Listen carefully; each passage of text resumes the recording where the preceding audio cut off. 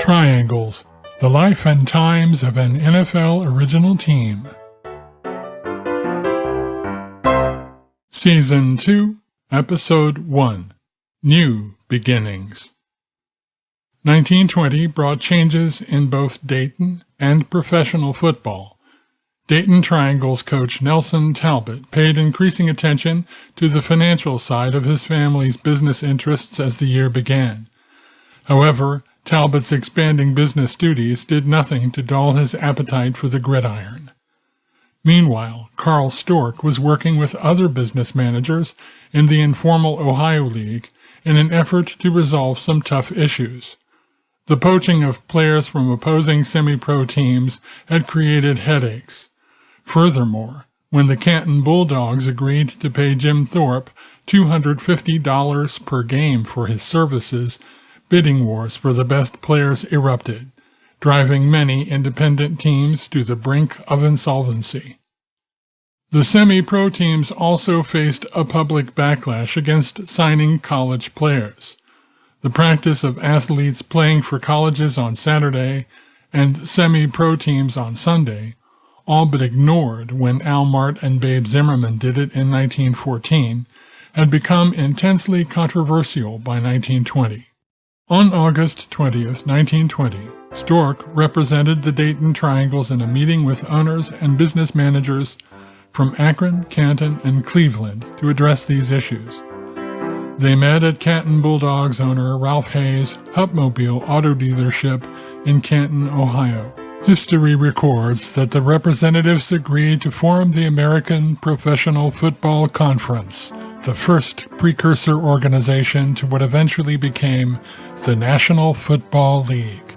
Stork, however, downplayed the league aspect when he spoke to the Daily News on his return the following day. The teams, he acknowledged, had mutually agreed not to tamper with each other's players and to take a hands-off policy with respect to college athletes. The key takeaway from the August 20th meeting, Stork declared, was that he had finally gotten Jim Thorpe to agree to a game in Dayton. After years of pursuing the Canton Bulldogs, negotiations for the game were all but complete. The deal involved a large guarantee for the Bulldogs, though Stork did not disclose how large. The representatives who assembled in August must have realized that without broader buy-in from other major teams, they would be unable to standardize the rules of the road to which they had agreed. The following month, they reconvened with representatives of teams from Indiana, Illinois, upstate New York, and other Ohio cities. On September 17, 1920, they agreed to create the American Professional Football Association, APFA. In an effort to boost its credibility, the association elected well-known figures to its highest offices. Jim Thorpe became the first president, and Stanley Kofall the first vice president. It was the beginning of the National Football League, but the founders didn't call it a league. The format was simple. There were no divisions as in modern times. There was no formal schedule at first. Each team negotiated bookings with other teams very much as in pre-league years.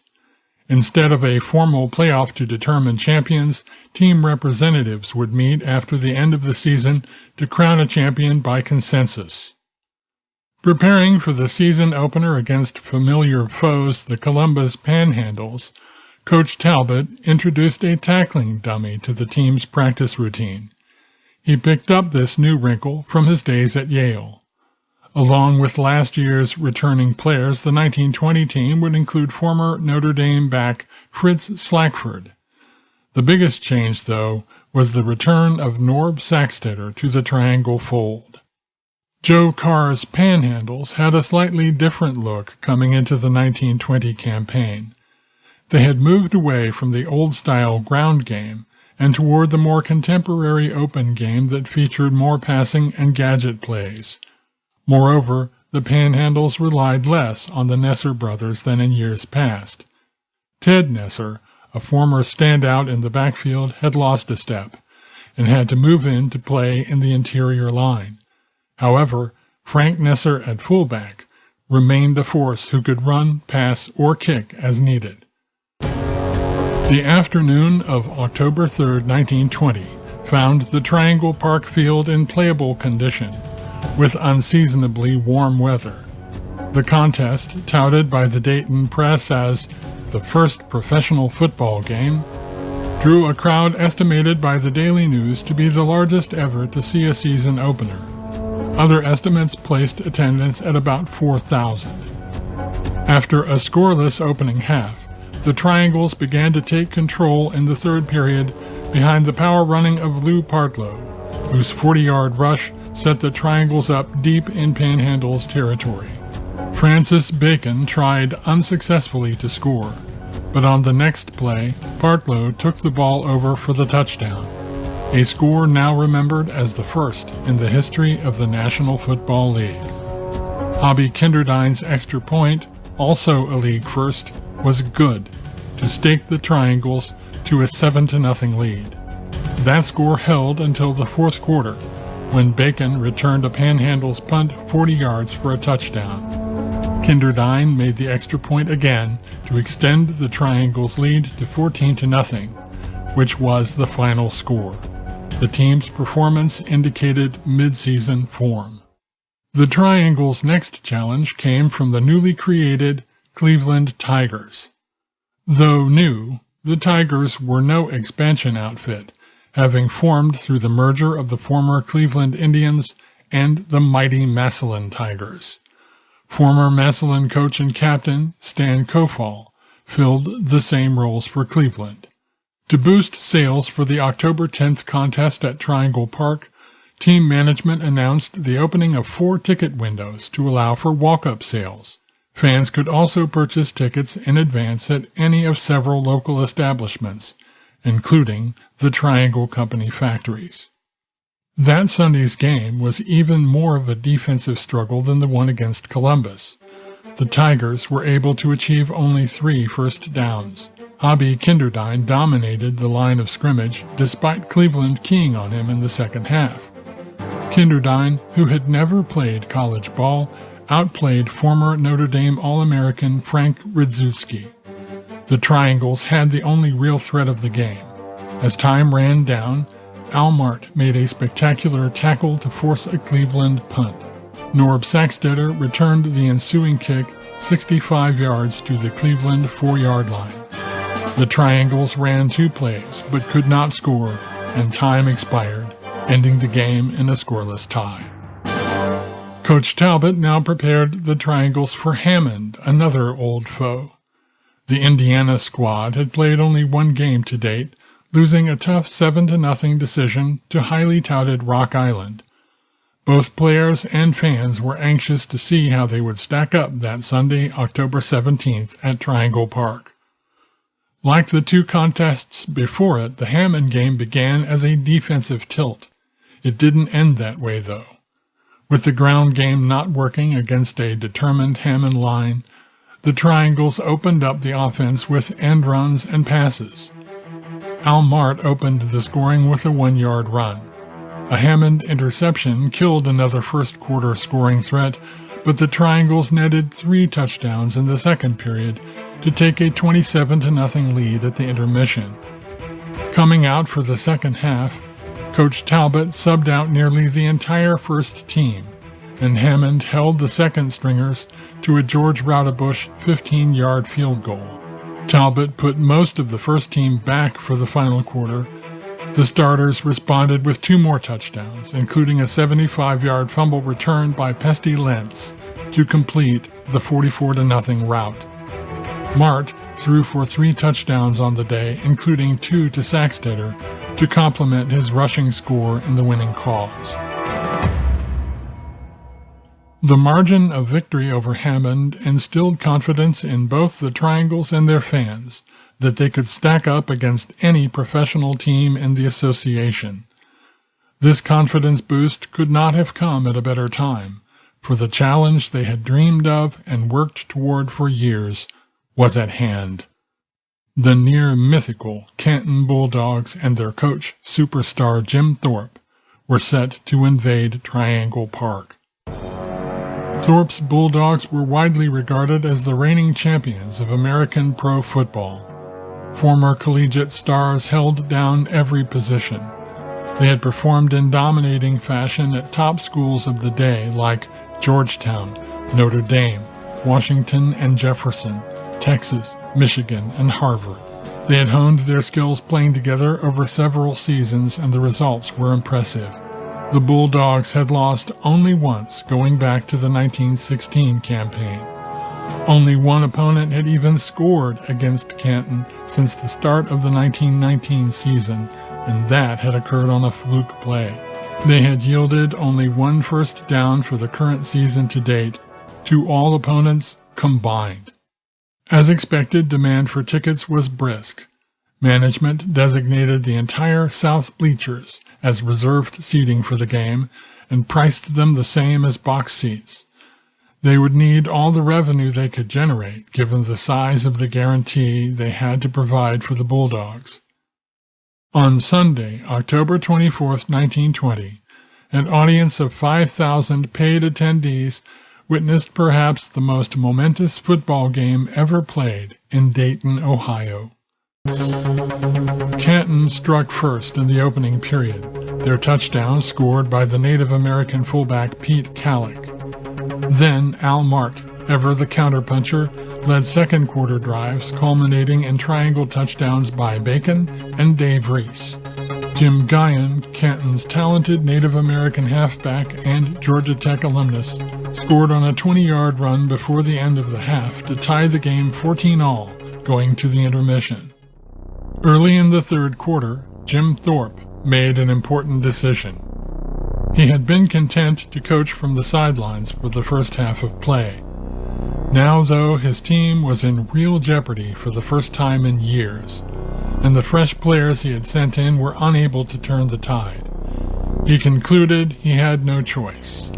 Thorpe, arguably the greatest athlete of his generation in the world, inserted himself into the game at halfback. The Triangles nearly won it anyway.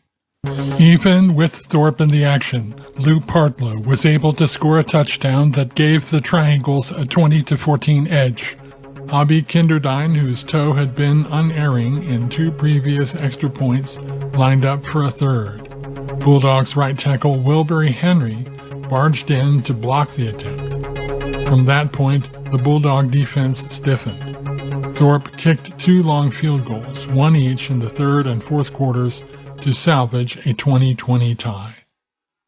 Despite failing to win the game outright, the Dayton Triangles had gained validation at last. They stood toe-to-toe with legends of the gridiron and never flinched. The Bulldogs team that had allowed only one first down in the season before the game yielded 14 to the Triangles. The 20 points the Triangles tallied were the most against any Canton team in the Thorpe era. They had measured up against the team that had long been their yardstick and found themselves worthy. 2 years before, in 1918, influenza had gripped Dayton and the world. In 1920, a new kind of epidemic was building in town: championship fever. The following week brought a rivalry game against the Cincinnati Celts. The Celts did not initially join the APFA, but their visits to Triangle Park still generated great local interest. Despite going into the game at reduced strength, Saxtetter, Dutch Teal, and Hobby Kinderdine were all out. The Triangles easily handled the Celts 23-7. One of the highlights was a first-quarter touchdown scored when George Roudabush recovered an errant punt snap in his former team's end zone. Mart threw a touchdown pass to Bacon that went 50 yards on the catch and run. As November opened, the Triangles' championship hopes rode on a series of games against the Muncie Flyers at home and road games at Rock Island and Akron. Muncie featured several players from the old Pine Village team and appeared poised to give the Triangles a tough game. The Rock Island Independents had existed for some time, but information on them was scarce. The Akron Pros had announced themselves, though, with a 10-0 victory over Canton in a game played the same day the Triangles had dispatched the Celts. If the Triangles wanted to claim the APFA championship, their path would have to run through Akron. After much hype about a must-win game against Muncie, inclement weather forced the cancellation of the scheduled November 8th matchup. Talbot's men now faced the only significant road stretch of the season.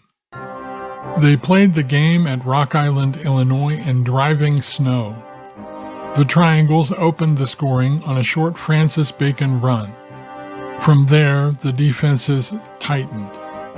Other than an unsuccessful Rock Island scoring threat at the very end of the first half, there was no major offensive action until the fourth quarter. Then, Mart broke the game open with 2 touchdown passes to Dave Reese, and the Triangles went on to win 21-0. A writer for the Argus, Rock Island's newspaper, called Mart's passing the best ever seen on a local gridiron. Among Triangle fans, the championship buzz now built to a din. They entered the game at Akron confident, perhaps too confident. After all, the Pros had beaten the Cleveland Tigers and dominated the Columbus Panhandles in addition to beating Canton. They featured running back Frederick Douglass Fritz Pollard, the first African-American to be named to the All-American team during his college days at Brown University. Akron's stingy defense had yielded only 1 touchdown the whole season, which they gave up during the previous week's 7-7 tie in their rematch with the Cleveland Tigers. The field in Akron was a muddy mess on Sunday, November 21st, as the Triangles faced the professionals. Dayton threatened early, driving to the Pros' 20-yard line. Mart fired a pass to Bacon near the goal line.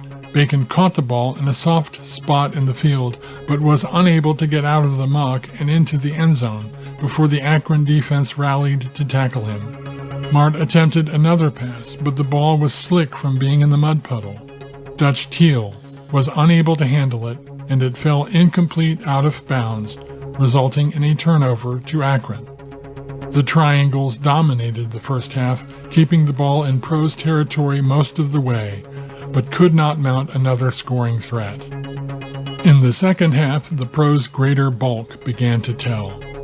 Halfback Frank McCormick pounded the Triangles' line relentlessly and eventually scored on a pass from Rip King. The Triangles began to tire, and a late Akron drive on the ground culminated in a short Pollard touchdown run. The game ended with the Pros on top 13-0, and the Triangles' dream of an unbeaten season in ruins. Despite the loss, Coach Talbot and his players remained defiant. They believed that if better conditions prevailed for the rematch at Triangle Park, they would be able to get a better outcome. The following Thursday, Thanksgiving Day, the Triangles took their frustrations out on the visiting Detroit Heralds at Triangle Park. The home team sprinted to a 14-0 first-quarter lead on the strength of a short Bacon run and a long Mart-to-Bacon pass. They tacked on 2 more touchdowns in the second quarter.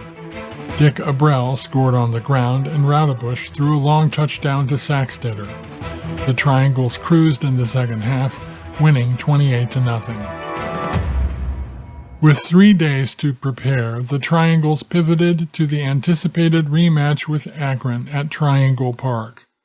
The Triangles still clung to championship hopes. Only Akron and the Decatur Staleys remained unbeaten. The Staleys faced a tough game that Sunday on the home field of the rival Chicago Cardinals. A Triangle win, coupled with a Staley's loss, would bolster Dayton claims to the association championship, or at least set up the possibility of more games to decide the issue. Coach Talbot ran the team through light practices Friday and Saturday to preserve their stamina. To bolster the lineup, Stork signed tackle Max Broadhurst, who had just completed his college playing career at the University of Wisconsin. The team was as ready as it was going to be. With an estimated crowd of more than 5,000 fans looking on, the Triangles hosted the Akron Professionals at Triangle Park on Sunday, November 28th. Disaster struck almost immediately. Al Mart went down with a broken collarbone in the first quarter. Despite Mart's absence, the Triangles stayed with Akron in the first half. Dick Abrell went in at quarterback and played well. The Triangles held up better in the second half than they had at Akron, but this time the game turned on a mistake and luck. Fritz Pollard recovered a muffed punt and returned it 48 yards for a score in the third quarter. Then, in the fourth quarter, Akron fullback Rip King fumbled the ball in his backfield while dropping back to pass. New Triangle Broadhurst broke through the line and bore down on King, but King was able to recover the ball and sidestep Broadhurst's pursuit. Looking up, he found Pollard streaking open and hit him in stride for the game-sealing touchdown. The 14-0 loss sent the Triangles' championship hopes down in flames. The Decatur Staleys indeed fell that day to the Chicago Cardinals 7-6, leaving Akron as the only unbeaten team in the association. Subsequent ties with the Staleys and the Buffalo All-Americans solidified the pros' claim to championship honors. Fans, players, and the coach himself may have speculated whether the season might have turned out differently had Al Mart not been hurt. More than just a great passer, Mart was a leader who inspired his teammates to believe that no obstacle was too great to overcome. Nevertheless, the Dayton Triangles finished the 1920 season with a respectable mark of 5 wins, 2 losses, and 2 ties, placing themselves in the top third of the APFA standings. Assuming Mart's return from injury and Coach Talbot's continuing tutelage, Triangle boosters had every reason to hope for a championship run next season. On the morning of January 31st, 1921, while golfing near the Talbot family's winter residence in South Florida, Coach Talbot's father, Harold, collapsed and died. His death set in motion events that would pull young Nelson increasingly away from the team he loved and helped to found. Next time, changing priorities. Triangles, the life and times of an NFL original team. Written and produced by Bruce Edward Smith. Copyright 2019. All rights reserved.